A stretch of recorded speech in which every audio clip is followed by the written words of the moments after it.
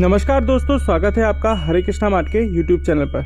आज हम बात करेंगे यज्ञ कुंड कितने प्रकार के होते हैं और जानेंगे विस्तार से यज्ञ के बारे में। पर इस आगे बढ़ने से पहले हमारे चैनल को लाइक करें, सब्सक्राइब करें और इस वीडियो को ज़्यादा से ज़्यादा शेयर करें। और यदि आप कोई स्पिरिचुअल आइटम या यंत्र, कवच या रुद्राक्ष परचेज करना चाहते हैं या कोई रिलीजियस माला जैसे रुद्राक्ष, वैजयंती, कमलगट्टा व तुलसी माला आदि परचेज करना चाहते हैं तो हमारी वेबसाइट www.harekrishnamart.com से परचेज कर सकते हैं। आइए बात करते हैं यज्ञ कुंड के बारे में। मुख्यतः यज्ञ कुंड 8 प्रकार के होते हैं और सभी का प्रयोजन अलग अलग होता है। पहला कुंड है योनि कुंड। योनि कुंड मुख्यतः योग्य पुत्र की प्राप्ति के लिए होता है। दूसरा अर्धचंद्राकार कुंड, परिवार में सुख शांति हेतु और पति पत्नी दोनों को एक आहुति देनी पड़ती है। यही कुंड परिवार से रिलेटेड होता है। तीसरा कुंड है त्रिकोण कुंड। त्रिकोण कुंड शत्रुओं पर विजय प्राप्त करने हेतु होता है। चौथा है व्रत कुंड। यह कुंड जन कल्याण और देश में शांति हेतु होता है। पांचवा अष्टसत कुंड। यह रोग निवारण हेतु होता है। छठा षणास्त्र कुंड। यह कुंड शत्रुओं से लड़ाई झगड़े करवाने हेतु होता है, जो आपस में शत्रुओं में लड़ाई करवाता है। सातवां चतुष्कोण स्तन कुंड। यह सर्व कार्य सिद्धि हेतु प्रयोग में किया जाता है। आठवां पद्म कुंड। तीव्रतम प्रयोग और मारण प्रयोगों से बचने हेतु आप समझ ही गए होंगे कि सामान्यतः हमें चतुर्कोण के आकार का प्रयोग करना चाहिए। आइए जानते हैं ध्यान रखने योग्य बातें। अब तक आपने शास्त्रीय बातें समझने का प्रयास किया, यह बहुत जरूरी है, क्योंकि इसके बिना सरल बातें पर आप गंभीरता से विचार नहीं कर सकते। सरल विधान का महत्व यह कदापि नहीं कि आप गंभीर बातों को व्यक्तिगत ना करें।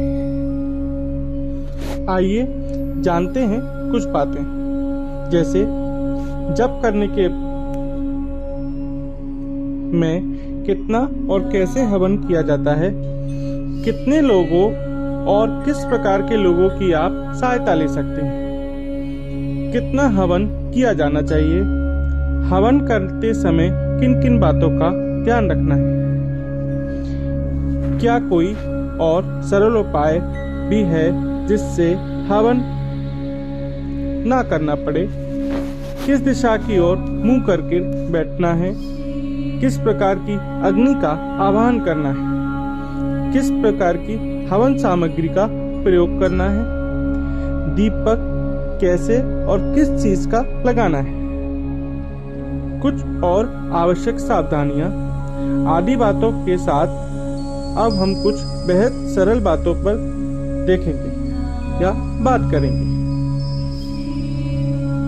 जब शास्त्रीय गुणता युक्त तथा हम शास्त्र के अनुसार हवन किस तरीके से किया जाना चाहिए। शास्त्रीय नियम में 10वें हिस्से का है।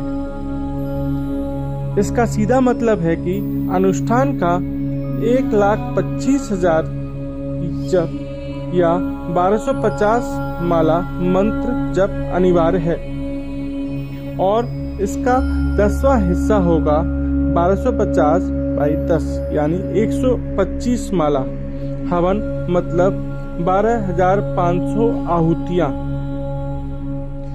इतना लंबा हवन करना किसी भी व्यक्ति के लिए सहज नहीं है, तो आप अन्य व्यक्तियों की सहायता ले सकते हैं। जी हाँ, आप अन्य पारिवारिक जन या मित्रगण की सहायता ले सकते हैं। सभी शक्ति मंत्रों से दीक्षित हो या अपनी गुरु भाई बहन हो तो अति उत्तम है।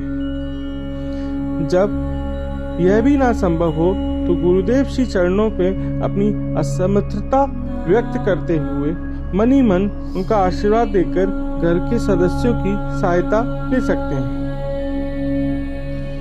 साथ ही आप 1250 आहुतियां 10वें हिस्सा मानकर भी एक साधक द्वारा हवन कर सकते हैं। आइए जानते हैं हवन किस चीज का किया जाना चाहिए। शांति कर्म में पीपल के पत्ते, गिलोय, घी का। पुष्टि कर्म में बेलपत्र, चमेली के पुष्प की। स्त्री प्राप्ति के लिए कमल। दरिद्रता दूर करने के लिए दही और घी का। आकर्षक कार्यों में पलाश के पुष्प या सेंधा नमक से। वशीकरण में चमेली के फूल से। उच्चाटन में कपास के बीज से। मारण काल में धतूरे के बीज से हवन किया जाता है। आइए जानते हैं किस दिशा में आपको हवन बैठकर करना चाहिए। साधारण रूप से हवन कर रहे हैं तो वह कुंड पश्चिम में बैठे, वह कुंड के पश्चिम में बैठे और उनका मुंह पूर्व दिशा की ओर होना चाहिए। शांति और पुष्टि कर्म में पूर्व दिशा की ओर हवनकर्ता के मुंह रहे। आकर्षण में उत्तर की ओर हवनकर्ता का मुंह रहे और यज्ञ कुंड वायु कोण में हो। उच्चाटन में अग्नि कोण में मुंह रहे और कुंड वायु कोण में रहे। मारण कार्यों में दक्षिण दिशा में मुंह हवनकर्ता का होना चाहिए और दक्षिण दिशा में हवन कुंड हो। आइए जानते हैं किस प्रकार के हवन कुंड का प्रयोग किया जाना चाहिए। शांति कार्यों में स्वर्ण, रजत या तांबे का हवन कुंड होना चाहिए। अविचार कार्यों में लोहे का हवन कुंड होना चाहिए। चाटन में मिट्टी का हवन कुंड। मोहन कार्यों में पीतल का हवन कुंड और तांबे के हवन कुंड का प्रयोग प्रत्येक कार्य में किया जा सकता है। आइए मित्रों जानते हैं आपको किस अग्नि का आवाहन कब करना चाहिए जो कि हवन कुंड में प्रयोग की जाती है। शांति कार्यों में वर्दा नाम की अग्नि का आवाहन किया जाता है। पूर्ण आहुति में शतमंगल नाम की। पुष्टि कार्यों में बलद नाम की अग्नि का।